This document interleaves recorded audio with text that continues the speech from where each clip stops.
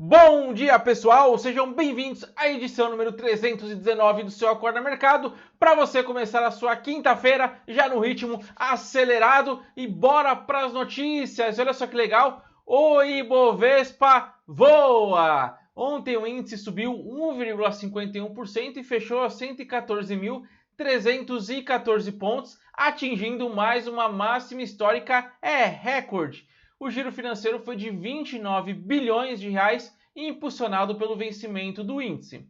Esse movimento de alta está relacionado ao otimismo com a economia para 2020. Além disso, o exterior está mais calmo, possibilitando um cenário mais positivo para a Bolsa Brasileira. Então, dois fatores que a gente vê aí. Todos os dias estamos falando da economia brasileira, da perspectiva boa e o otimismo para 2020, com os bons indicadores, e o exterior mais calmo após a troca comercial entre China e Estados Unidos. Paulo Guedes também colaborou com a alta da bolsa, que continuou subindo após suas declarações. E que declarações foram essas?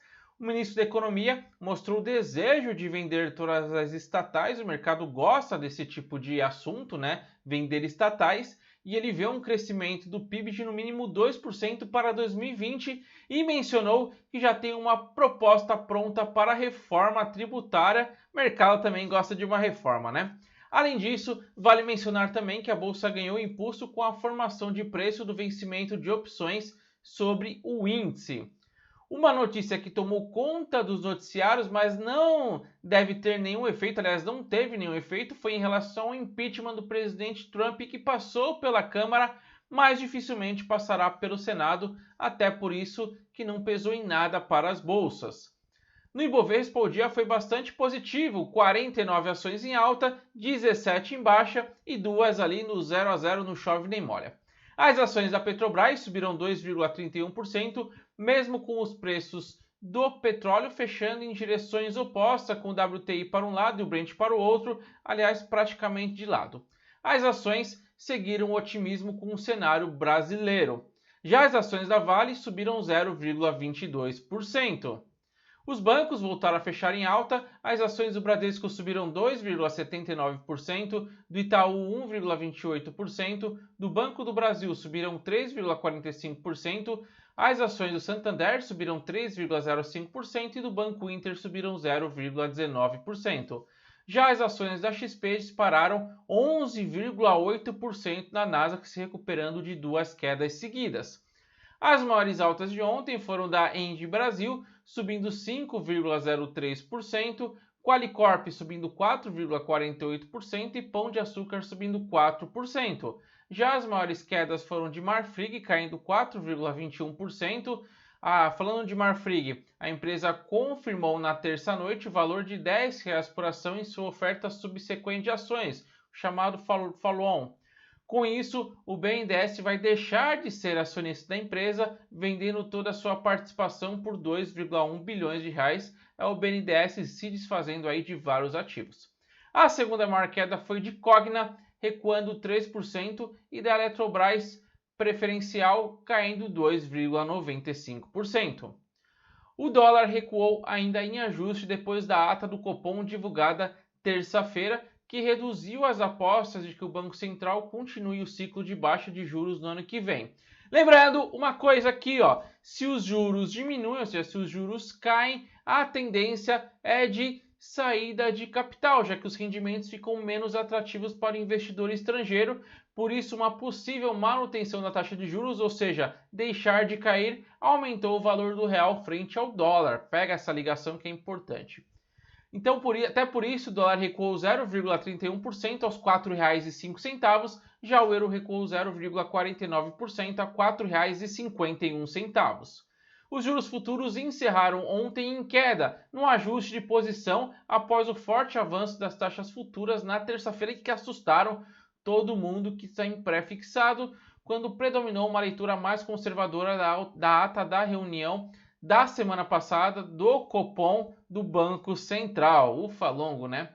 Com isso, o DI de janeiro de 2021 recuou de 4,64% para 4,61%, enquanto o DI de janeiro de 2025 recuou de 6,58% para 6,55%. Indo para os títulos do Tesouro Direto, as taxas em sua maioria voltaram a recuar após forte alta na véspera. Destaque para NTN-B 2050, recuando de IPCA mais 3,46% para IPCA mais 3,44%. Lembrando que uma taxa real de 3,46, 3,44, ali acima de 3,30, 3,20, é sim uma taxa atrativa, que é o juros, é o ganho acima da inflação, né? E para a NTN-F 2029, que recuou de 6,93% para 6,87%. Na agenda hoje, teremos o sempre importante relatório trimestral de inflação, chamado RTI, às 10 horas. Em um dia morno nos Estados Unidos, sem grandes impactos, mesmo com o impeachment de Trump passando pela Câmara, as bolsas fecharam ali praticamente de lado. As bolsas chegaram a subir um pouco mais, porém devolveram os ganhos perto do final do pregão. O Dow Jones recuou 0,10%, o S&P 500 recuou 0,04%, já o Nasdaq subiu 0,05% e atingiu mais um recorde. Indo para as Treasuries, as taxas subiram no longo prazo. A T-Note para 10 anos subiu de 1,37% para 1,92%, enquanto a T-Bill para 30 anos subiu de 2,30% para 2,35%. Na agenda norte-americana, teremos às 10h30 os dados de seguro-desemprego e às 12 horas o índice de vendas de casas já existentes. As bolsas europeias fecharam sem direção única ontem. Diante da proximidade do final do ano, os mercados começam a verificar redução na liquidez e falta de catalisadores, falta de notícias, falta de algo que mexa ali bastante com o mercado na Europa. Os operadores nos mercados internacionais estimam que o volume de negócio já está 40% abaixo do normal.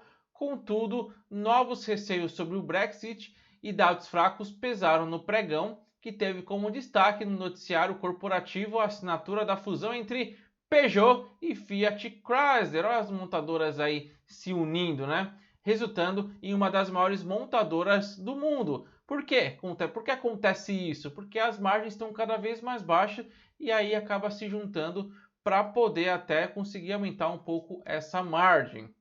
Com isso, Londres subiu 0,21%, Madrid subiu 0,06%, Milão recuou 0,01%, Paris caiu 0,15% e Frankfurt recuou 0,49%. Já na Ásia, as bolsas estão em queda, com Tóquio recuando 0,29%, Xangai caindo 0,02%, Hong Kong caindo 0,30%, já Seul está subindo neste momento 0,08%, neste momento eu falo às 4h23. Os contratos futuros do petróleo fecharam perto da estabilidade ontem, depois de devolver a maior parte das perdas vistas no começo da sessão, no começo do pregão, quando os preços eram pressionados pelo relatório de estoques da commodity nos Estados Unidos, que indicou um aumento de 4,7 milhões de barris nos estoques. Com isso, o WTI recuou 0,02% a 60,93 dólares, enquanto o Brent subiu 0,04% a 66,17 dólares.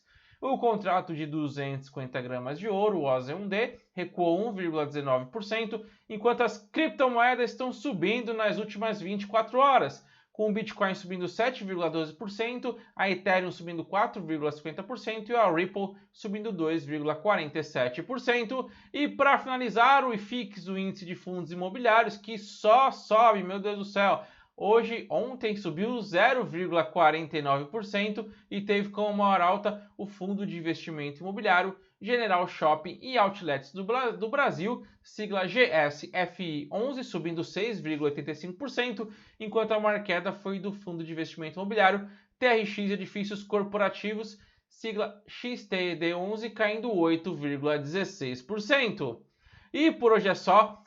Um recado rápido, hoje às 20 horas eu estarei ao vivo no Instagram com a Roberta Santoro, onde a gente vai falar sobre o Acorda Mercado, isso, da onde nós tiramos as fontes das notícias, o que a gente utiliza de material. Vai ser uma live muito interessante, espero vocês às 8 horas lá no meu Instagram, @FabioALousada, aproveita e segue lá, tá bom? Então até mais tarde para alguns, até amanhã para outros, tchau!